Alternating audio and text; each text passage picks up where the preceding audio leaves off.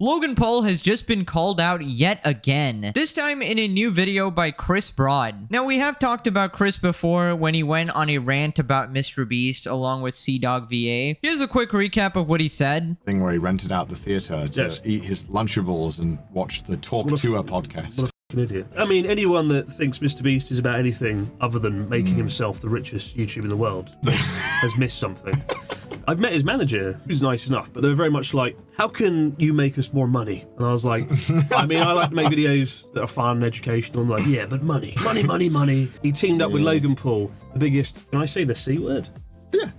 Biggest there is, right? I mean, everybody seems to have forgotten what a massive Logan Paul is. Well, I mean, right? It's back. If he's not filming somebody who's recently taken their own life, literally from a tree in the forest and making it about themselves, somebody who has exploited their viewers through cryptocurrency scams, and like, you know, you shouldn't be partnering with these sort of people. The philanthropy it always feels like it's there as a barrier to stop any criticism. Okay, so basically he does not like them. He thinks Mr. Beast hides behind charity, and he thinks that Logan Paul is just an immoral person that doesn't really deserve his success. So it turns out he actually made a dedicated video about it, giving his thoughts on the new YouTube. It's called The Terrible Truth About YouTube's Biggest Influencers. So let's just go through this video, see what he's saying, starting off with the worst day of his whole career, apparently, when Logan Paul destroyed the reputation of foreigners in Japan. You know, we're often taught in Hollywood films that the bad guys don't get to win, that there's consequences for your actions, right?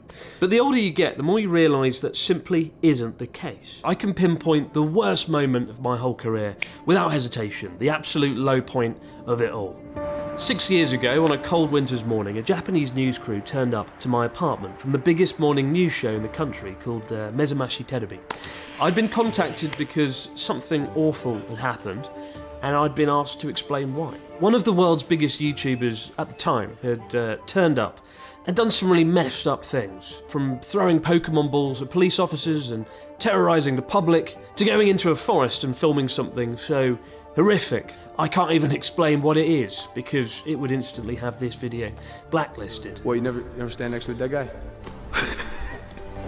I was really embarrassed to be associated with this in any way.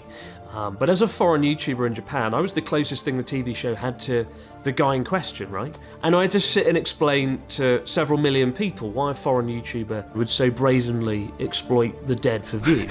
Okay, that's absolutely crazy that he even had to speak for Logan's actions there. In fact, Logan should have been the one to get on TV here and give this interview, right? Because Chris obviously had nothing to do with it, and that's purely Logan's fault for what he actually ended up doing. So yeah, he ended up having to explain why someone would do something so incredibly moronic, and he had to explain that, you know, not all foreigners are like this, essentially. Now, if you're one of the people that missed this infamous event, Logan Paul in around 2018 decided to go to Japan and make a mockery of the people and the culture there. So he did his signature clown behavior, you know, making a ruckus in public with complete disrespect for the people there, and he capped off his crazy tirade by entering the Japanese forest where people actually go to neck themselves and filming an actual dead person, apparently. And of course uploading it to YouTube for views. And in fact, he only realized what he did was wrong after the hordes of comments telling him that he was a horrible sociopathic person for even uploading this to YouTube, even like recording, filming, and editing this, right? Now, clearly that event had massive implications, not only for YouTube, but for foreigners in Japan in general, right?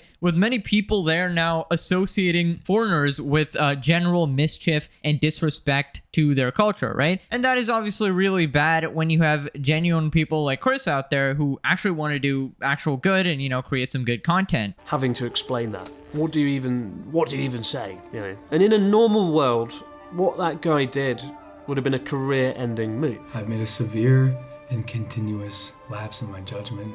If not that, then perhaps another video he posted just weeks later, tasering dead animals and attempting to give CPR to a koi carp that he'd pulled out of the water. Lapse in my judgment. And in the years since, the headlines surrounding this guy have continued to spell bad news. There's not been much in the way of a redemption arc. Severe lapse in my judgment. Yeah, so basically Logan made an apology video for that whole event where he said the infamous phrase, "I've made a severe and continuous lapse in my judgment," in that extremely scripted apology. And I'm not entirely certain about this, but I think he only did that because YouTube was pressured to take action against him, and he probably just wanted his monetization and his sponsors back and everything. Of course, nobody on the internet actually bought it as a genuine apology because he didn't actually change his actions after that. He continued to do scummy shit after that, and the only way people can accept an apology is if you end up changing your behavior. And while he did not go on to actually film more bodies, but that should definitely not just be the standard, right? He still went on to do some absolutely heinous scummy shit, basically proving that he had not changed at all. In fact, he probably realized that he has done one of the worst things a person could do, at least on YouTube or whatever, and he's just gotten away with it. Essentially, that makes him untouchable, right? And that brings us to the point Chris made at the start of the video. Do bad people actually get punished, or do they just get away with everything? Now, personally, I do believe in karma and everything, and in fact, you probably should. That'll just inspire you to do good deeds in general. But yeah, sometimes it really does take its sweet time, huh? Now, Chris talks about how concerning it is that the biggest creator in the world, MrBeast, has actually endorsed and partnered with Logan. With all that in mind, you can probably imagine my disappointment when MrBeast, the world's biggest YouTuber, partnered with this guy, Logan Paul, and endorsed him to an audience of over 300 million subscribers, many of them kids. Now it's an exciting month for MrBeast, particularly with the impending launch of the somewhat controversial Amazon TV show, in which he allegedly spent $14 million constructing what appears to be a rainbow-coloured prison camp. Okay, so that has obviously been a massive point of criticism for MrBeast, just partnering with Logan in general, right? Even KSI got this same criticism as well, because when you know he's such a horrible person, when it's so absolutely public that he's done these things, then people will naturally assume that you know these things and you simply don't give a shit about it because you just want to make more money and you just want to expand your brand, right? Because that's essentially the message you're sending when you partner with people like that. And, you know, I've always said that guilt by association is always wrong, but I don't think this is guilt by association because this is not something that just they happen to, be in the same room together. That is guilt by association, but this is a willing partnership, okay? And they are literally helping Logan earn millions of dollars to then continue his antics and continue his influence to millions of kids. Then Chris talks about the whole Lunchly situation. And even a cold-hearted cynic like me wants to think that the person at the top has a noble ambition, that they're guided by something more than just a masked ambition for money, views, power. Maybe he really is a force for good. Oh wait, he just wanted to sell snack boxes to children. I like my cheese drippy, bro. Snack boxes that quickly appeared in photos shared online to have practically turned mould into a flavour profile. Yummy yum yum, shut up and give it to your kids. It's got an electrolyte in it. Literally Idiocracy, the movie. Absolutely insane timeline we're living in, where the word electrolyte is being said instead of like sodium and potassium or whatever. Basically, if you watch the channel, you already know everything about Lunchly, the whole controversy, the whole mold situation, the whole advertising with electrolytes with literal doctors coming out and debunking it as, it's not a very healthy product. It doesn't even hydrate you that well, etc., etc. I personally still don't think it's a good product. I maintain that it's a stinky cash grab product that should probably at least have been sealed better, right? I know they gave the whole response that it's not their fault, that, there was no mold when it leaves the factory, but clearly it was a problem. I was not satisfied with that answer because it was definitely a problem with the amount of people getting the moldy version when they weren't even looking to get it. Like, there are people who are fans, right? Not even critics, who would unbox these Lunchlys and get moldy Lunchly, right? And they didn't even address like the weak packaging that probably led to this, right? That was a point that a lot of people brought up. As for the charity stuff, I can always respect someone doing good charity work, but that never sort of erases any other criticism. They're completely separate topics, right? Also, this line is just absolutely hilarious. MrBeast doesn't consider himself rich despite earning $700 million a year. Says his mom looks after his bank accounts. Yeah, I think $700 million a year is actually broke boy status. I actually make that money every single day of my life very easily. I think that's actually minimum wage worldwide, actually. I know instantly there's going to be some beast glazer in the comment with the, glizzy just stuck in their mouth saying, well, actually, that's his earnings and not his profit. Do you know anything about business? Yeah, I mean, if he's making $700 million in earnings, do you imagine at least $1 million is in profits, buddy? I mean, we've seen the crypto wallets where there's millions of dollars in there, all right? We know he's not broke, all right? Him saying he's poor is the most cringe, unrelatable shit out there. Then Chris moves on to the fact that Logan promoted Lunchly when his child was being born, which was still one of the most insane statements ever. He partnered with a guy who not only did all the awful shit that I just listed off, but who recently turned one of the most important moments of his life, his wife's pregnancy, into one big billboard for the aforementioned snack box. Yeah, I still can't get over that. That was legitimately one of the most insane things I ever saw in the entire saga. Using the birth of your child to promote your absolutely dog shit product. It doesn't really get more absolutely dystopian than that. And, you know, you can argue it's for a joke or whatever, but you're still doing it. The fact that people use an excuse that, oh, it's just a joke for everything is so stupid because you still did do that. You still did promote your product at the birth of your child in the hospital. Well, how could Mr. Beast, a guy who is famed for being a genius, who mastered the algorithm, how could he not calculate that partnering with such a man would be anything other than a shit idea? But perhaps it shouldn't come as a surprise, as this is literally the guy who once made a video saying Logan Paul's name 100,000 times. Several months before Logan Paul himself went into a Japanese forest and gave the world 100,000 reasons to forget his name. Who knows, saying a name 100,000 times, maybe it does something to you, you know, like a kind of crappy version of Inception. Maybe that's why he partnered with him. Or maybe it was the fact that Logan Paul's drink Prime is selling hundreds of millions of dollars, and such a partnership was an opportunity simply too good to ignore. Yeah, so that was basically my theory this entire time. It's always, always all about the money, all right? No matter what anybody tells you, you follow the money and you will find all the answers. Never listen to people's words, just listen to their actions, all right? Why does Mr. Beast partner with a complete scumbag that is publicly known as a scumbag and further ruin his reputation? Well, there's money to be made. Who cares about your reputation when you've partnered with a guy who has a billion-dollar company and can fund all your new shows and ventures? Who cares about morals or ethics or any of that? It's all about getting bigger and bigger at the cost of everything else. Philanthropy can be a very powerful defensive mechanism. You know, I still remember a year ago the backlash Jacksepticeye Sean received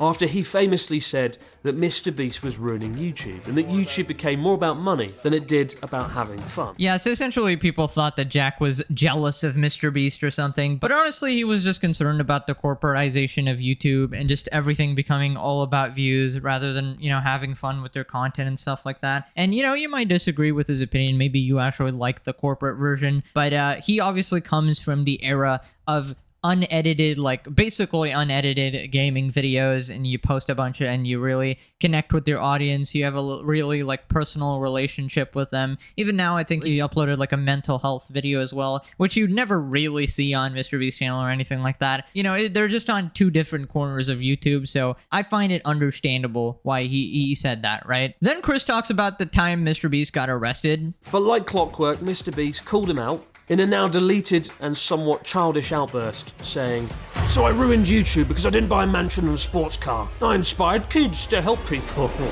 Oh, he says that out loud. And yet literally last month it was revealed he did have a sports car, because he got done for speeding in it, complete with a nice clean shaven mugshot to match, in an also now deleted video where he bought a BMW i8, a $100,000 car. So I guess I'll show you guys the inside. Which I think fits the definition of a sports car. Allegedly he drove it 122 miles per hour in a 70 mile per hour zone. And look, granted, he was a young man, he's come a long way since, and we all make mistakes. I myself have got a speeding ticket or two, not for doing 122 miles per hour. Okay, so apparently this was a thing. Apparently he was arrested in the past, allegedly, but it was also when he was quite young. I did want to talk about that reply that he made to Jack, though. It doesn't really make that much sense. He basically says that, okay, should I just spend my money on fancy cars and luxuries instead of my content? And no, that's not the point. The point is, you know, you take the criticism and find a way to make the content more real and more fun rather than corporate and soulless. And yeah, again, the pretending like I don't spend any money at all, I'm actually broke, I'm poor, it's just super annoying to listen to anytime he says it. I can guarantee anytime he mentions that on a podcast, there's an audible sigh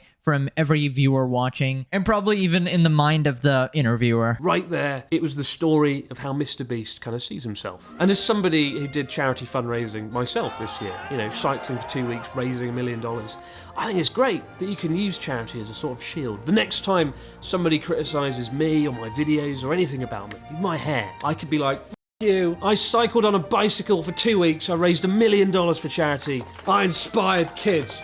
Oh, he says that out loud. Yeah, I think if you ever need to bring up the fact that you do charity to defend yourself against other criticism, then it obviously comes off disingenuous, as if the only purpose of the charity was to be a defense in case of future criticism. So I think it's just best to never bring that up yourself ever, and just let people talk about it on their own. Like, if they see you doing great things, they will just say so, and you won't ever actually need to mention it. It's kind of like the whole thing where you say, I'm a good person, guys. Really, I want you to believe I'm a good person. Like, no good person actually needs to say that. People will just know from your actions and your behavior. It's easier just to say nothing on these sort of matters.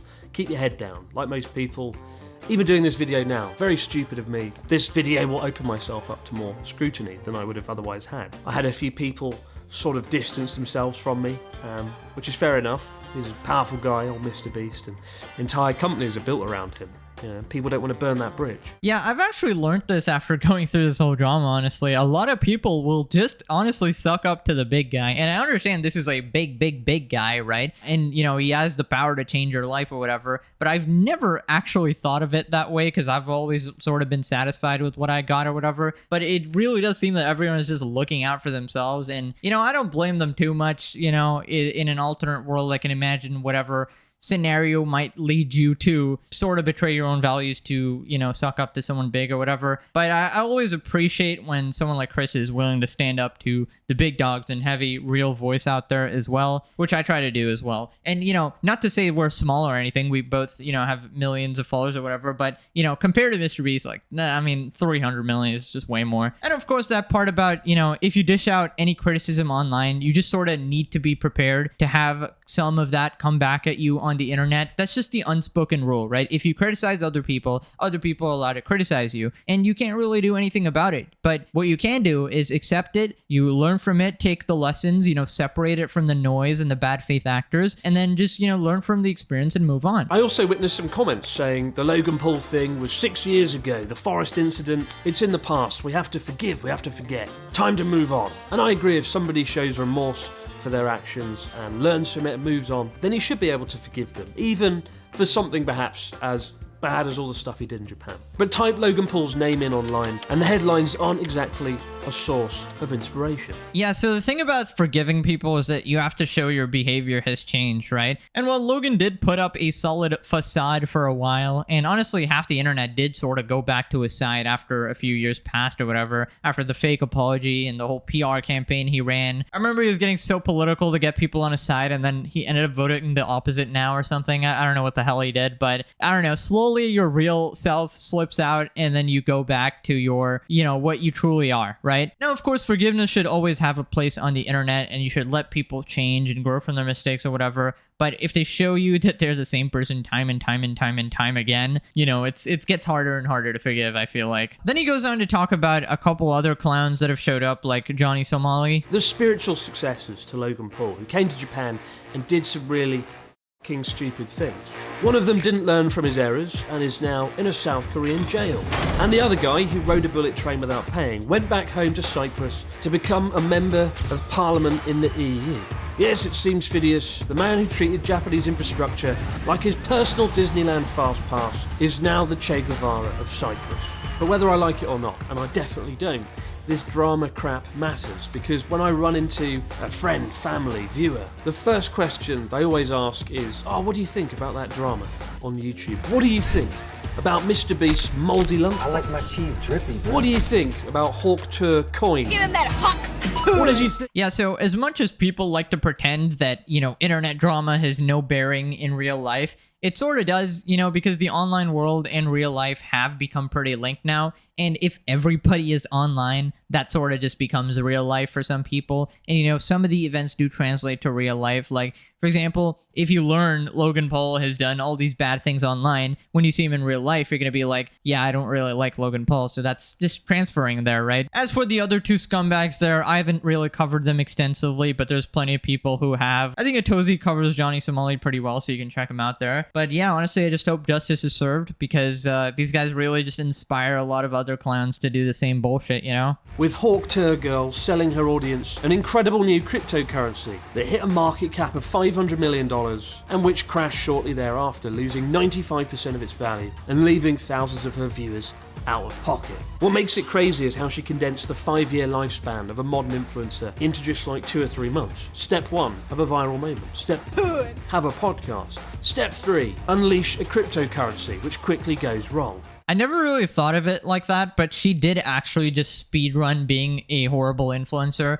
Viral moment, podcast, and then scam as soon as possible, right? Truly inspiring stuff. Personally, I hope kids grow up and become exactly like them. No, but honestly, it's just sad where we are at this point. But yeah, I always want to point out that these are the bad influencers, okay? There's plenty of good people out there that you know, you love, and you enjoy. Now, Chris goes on to clarify that viral clip he had before where he's just ranting. And, you know, some people misconstrued his point saying that making money is a problem, but obviously that's not a problem. The problem is when it is your only goal and you do it at the cost of your morals and everything else. People thought my argument was making money is bad, or making money is bad as an influencer, which simply isn't the case. And if it was the argument I was making, it would be very hypocritical for somebody who's done sponsor segments myself. And I couldn't have spent 6 weeks in autumn producing a documentary about a Japanese town that tragically got completely destroyed in an earthquake. Please watch the documentary if you see it come up next week on YouTube. It's far more important to me than this. But the argument I hope to make wasn't a controversial one. It's making money with principles matters, and partnering with people that don't mock the dead in a forest matters. And if the people at the top of this platform with unimaginable reach don't have a good moral compass to guide them, then we all lose for it. Particularly the next generation growing up watching this, especially if they're raised on a diet of lunch meat. Okay, yes, I totally agree. This is what I mean, right? There's a million ways to make money, especially on the internet. A million ways to get the same result, to get bigger and bigger. And you don't really have to grab the next shiny object in front of you like Logan Paul or whatever. You know, I'm sure like Mr. Beast and KSI could have a bunch of different opportunities to, you know, to build massive businesses as well. You don't have to take the easiest route there. You can come up with other ways to achieve the same result. Ways that are more moral, ways that are more fulfilling, ways that are more meaningful, you know? It doesn't really have to be like this, where the only way to succeed is sort of abandoning everything of meaning. My message this Christmas is simple. Choose very carefully who you watch on YouTube, on social media in general, because where your views go really matters. It is an endorsement of that channel, of those people. No way, he's been watching, dude. I literally said this exact thing last video. Choose your role models wisely, choose who you watch wisely. My God, it's nice to see someone who's actually on the same page. I think speaking about things like this is pretty important. Anyways, here's what the comments are saying. I sometimes wonder if I'm going mad, if I've missed something, how we are able to normalize the unthinkable. Props to you for having a spine to openly oppose these losers. Thank you for exposing the truth about Logan Paul and Mr. Beast. This needed to be said. Finally, someone with the guts to call them out. Hey guys, I'm just, you know, I've been here. So glad I'm not the only one who hasn't forgotten about the Force incident. The fact that most people have glossed over it is pretty disgusting, to be frank. Thanks for being a real one, Chris. Anyways, let me know what you thought about his video. Click this video for more content, and I'll see you guys in the next one. Bye-bye.